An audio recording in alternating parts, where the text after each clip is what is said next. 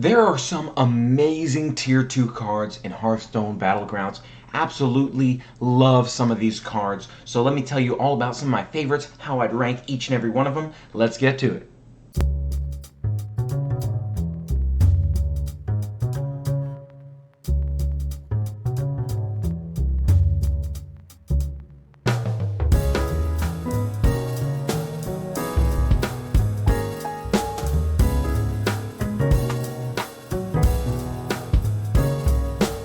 Hey everyone, Dave K here today, ranking the Tier 2 Hearthstone Battlegrounds cards. Hearthstone Battlegrounds is a newer mode within Hearthstone, kind of like an auto-chess or like a TeamFight Tactics. Really great game, really enjoying it. Let me take you through my rankings list here of some of my favorite and least favorite cards on Tier 2. There's really some amazing ones, so I'm looking forward to checking this one out with you. My number one draft pick here on the Tier 2 list, if I had the perfect world in any scenario, I would go for that Scavenging Hyena right there. Scavenging Hyena, absolutely amazing. If you can get him to buff with other beasts, he can build up so much attack power and a great amount of health as well. Absolutely amazing. The one catch here, the one trick with Scavenging Hyena is you got to try to make him last through all the other beasts attacking. So maybe put him further down at the end. Maybe you want to get some of those beasts who, when they die, they summon more beasts. Maybe you want to give that original beast taunt. Maybe you want to give this guy a divine shield, but you really want to stack him up in a way so he'll last as long as possible. I've seen some people do it amazingly well. I'm still continuing to work on it myself, but Scavenging Hyena here has the potential to be amazing. So definitely, that's one of my first draft picks there. If I see myself looking at some Tier 2 cards, especially if I'm going in a beast direction, I definitely want that Scavenging Hyena right there. Number 2 for me on my list here of Tier 2 drafts, number 2 I would go for is probably this Rat Pack right here. So definitely keep your eyes on Rat Pack. There's a lot of ways that you can leverage and utilize Rat Pack here. So here are a couple. First of all, if you can put him with Pack Leader, if Pack Leader's already out there and then you summon the Rat Pack, you can buff your Rat Pack so that he'll have that much more attack power when he dies, summon that many more rats for you. Also, each of those rats, if you still have a Pack Leader on the field, will get that buff as well. So something to keep in mind there, can definitely be useful. Also with Professor Putricide, if you're using Putricide, put Rat Pack on the far left, give him the plus 10 attack from Putricide. This guy can get all the way up there, get you all the rats you could possibly ever want. And he also stacks amazingly well with that hyena we were just looking at, Scavenging Hyena. So where all the rats come out and they'll be ready to attack and take their turns, hopefully you've got this guy first and all those rats will attack before your hyena attacks. Hyena will just be collecting buffs off each of those rats that goes in and attacks. So definitely Rat Pack here, really useful card and can be leveraged in a lot of ways, especially with that Scavenging Hyena. As I was talking about earlier, great way to kind of put some beast cards together to buff that hyena.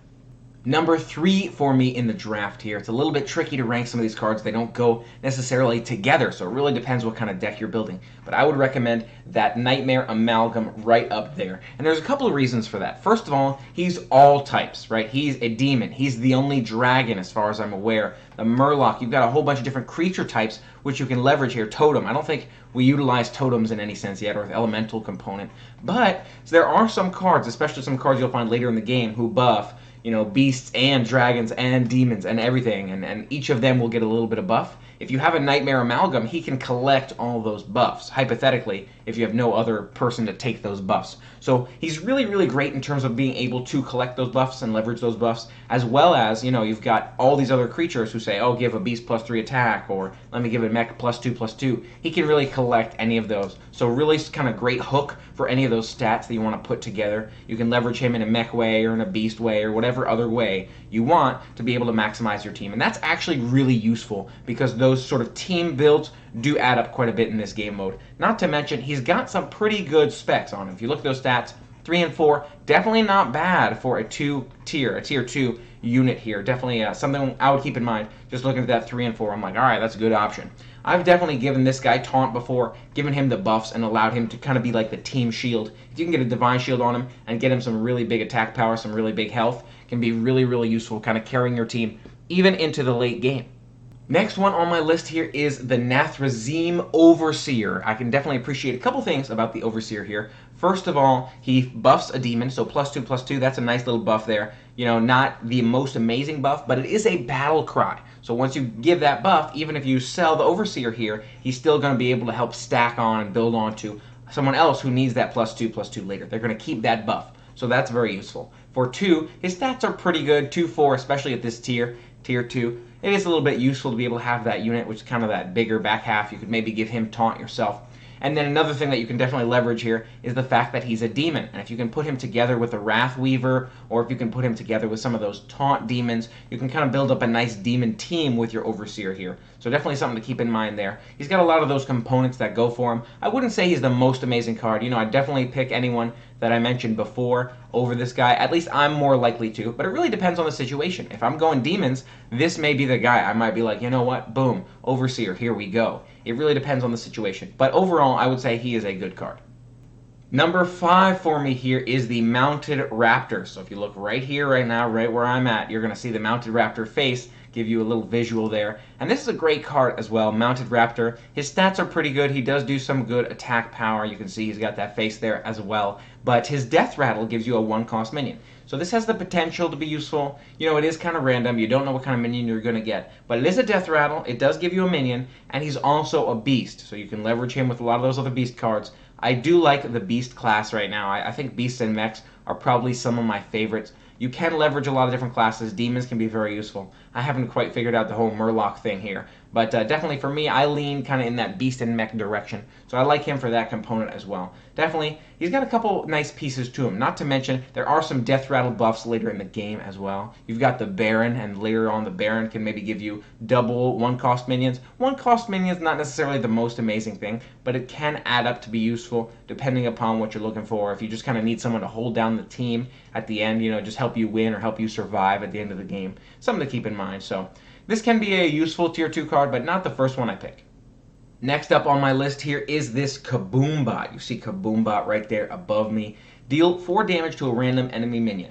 Now, you do have an RNG component here, and that's why he's not further up, further highly ranked. But 4 damage to a random enemy minion can be useful, especially if you're, again, early on, just made it to tier 2. There's a good chance that might take care of the opponent for you. But on the other hand, if the opponent's wearing a Divine Shield, you might say to yourself, I wish I'd gotten someone else with that. So again, it is random. You never know who you're going to hit with that bomb. But you also can leverage the component here with the Kaboombot that he's a mech. So he is a mech. He's got 2/2s. 2/2s not the most amazing stats, but he's a mech. You can also use Magnetic with him. I like Magnetic quite a bit in this game, as it kind of gives you more board space. So I think, honestly, for me, I think mech might be way up there. Maybe one of my top choices. Beast is amazing too, though. So those are both really, really good options. But something to keep in mind, he's a mech. You can use Magnetic with him, and he'll give you that Death Rattle. Maybe he'll kill a minion. Maybe he won't. You don't really know. But he does do some damage. It's nice to get kind of that extra attack out there, if you will, that you may not have necessarily had otherwise.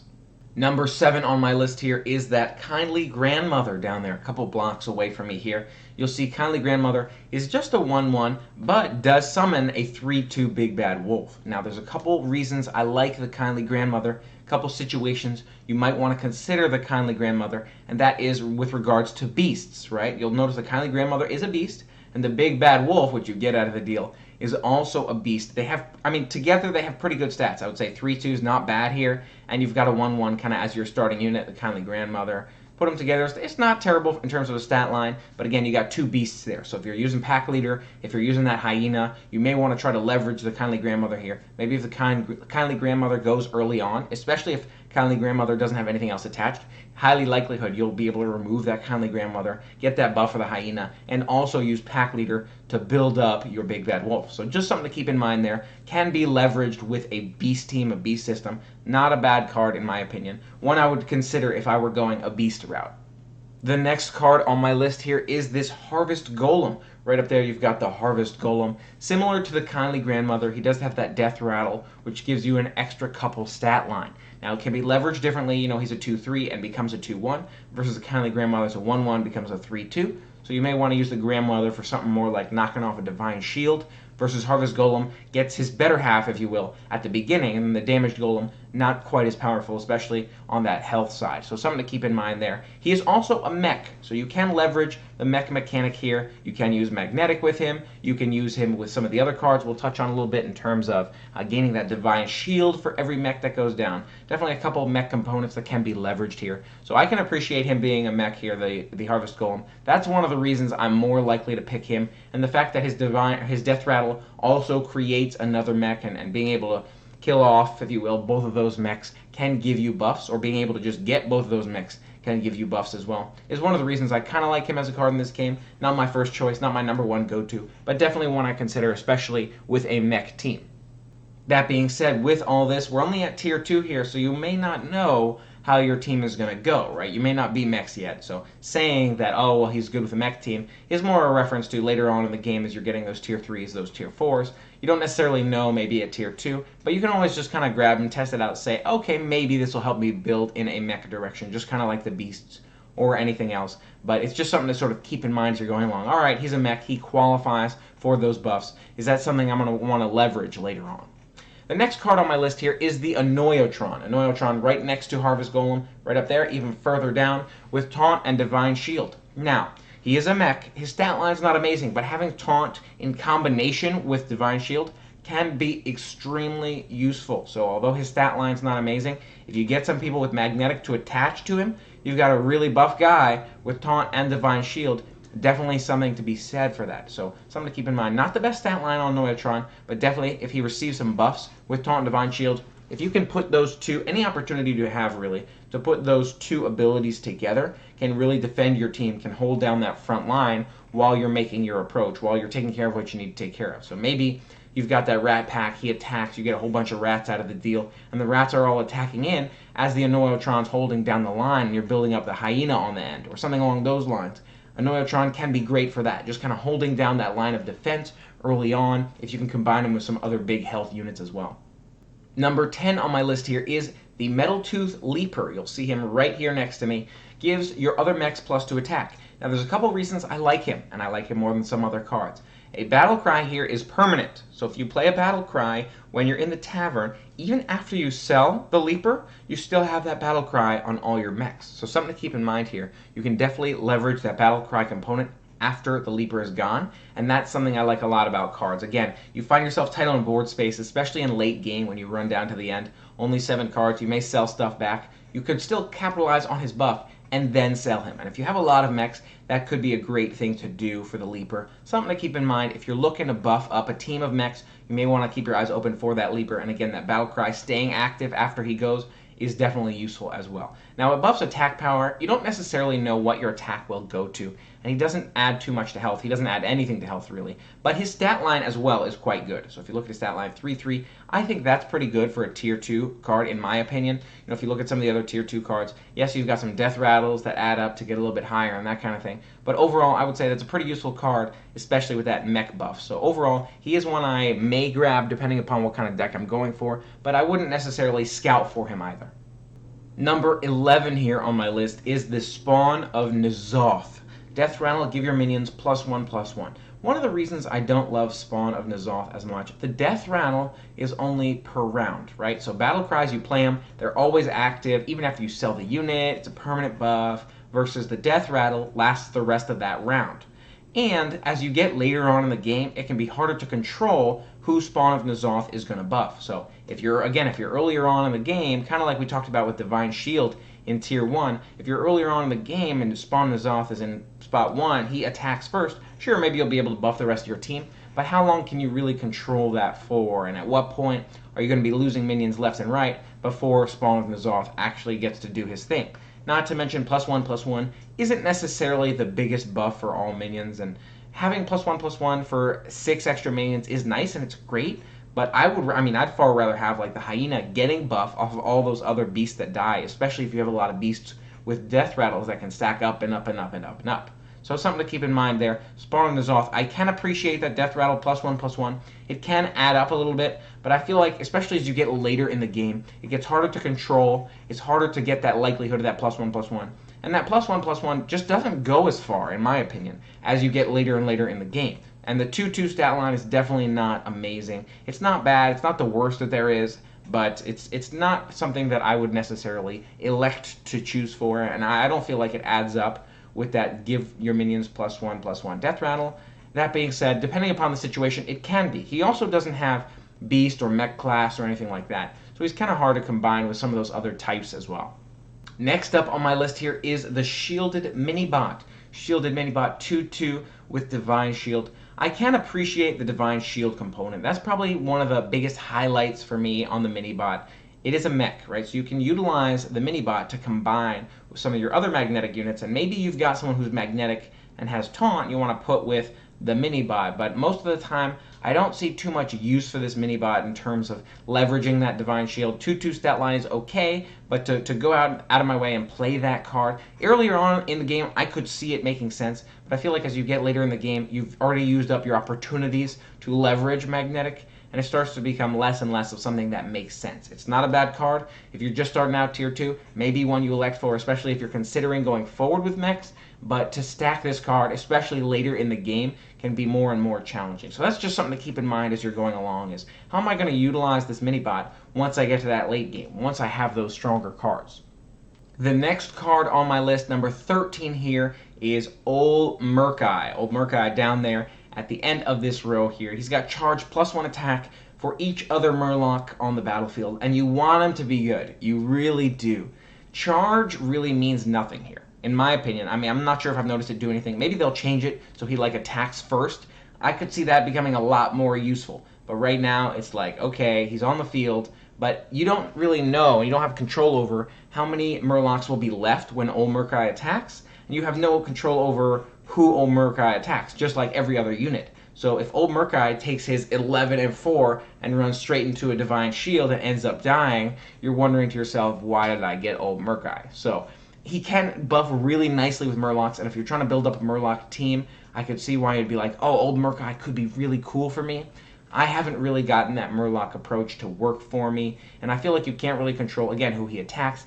He's probably going to be, he may or may not be dead after one hit. Earlier on, as you're just getting to tier 2, could be super useful, could keep you alive for a little while. But the later you get in the game, the more hesitant I am to hold on to Old Murkai.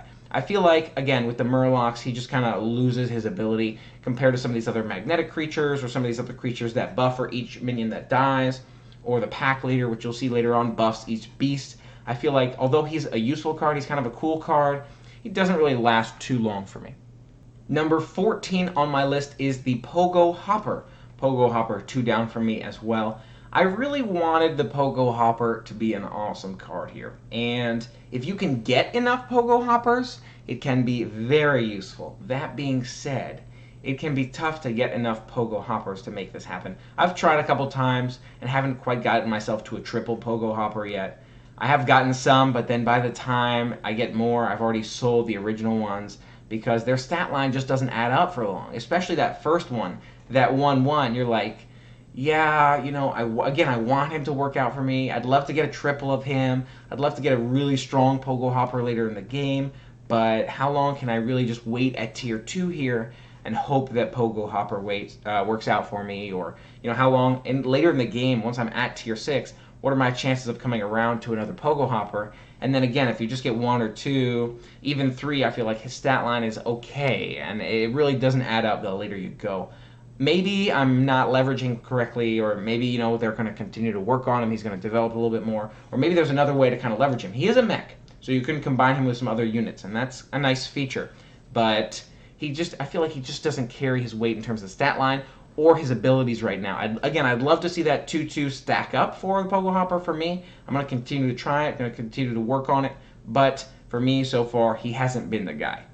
Number 15 for me is right next to me here, the Zubat. Zubat buffs the Beast, the Dragon, and the Murloc for +1/+1.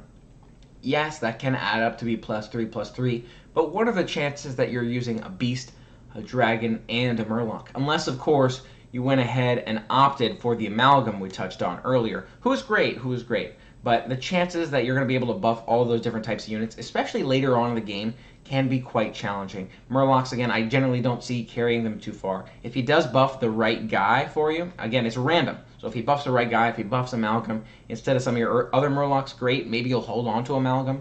But that +1/+1 for 3 people, I feel like doesn't quite carry me as far as some of the other abilities, some of the other effects that you can utilize. And if you're lacking either a Beast, Dragon, or Murloc, and again, there's only 1 Dragon so far. So if you're lacking that 1 Amalgam for the Dragon type, then you're starting to lose the buffs you would have gotten. I feel like, although his stat line is alright, that 3/3 is not bad, definitely a strong stat line at this level, that Battlecry just doesn't take you that far. You can play it, you can use him, you can sell him.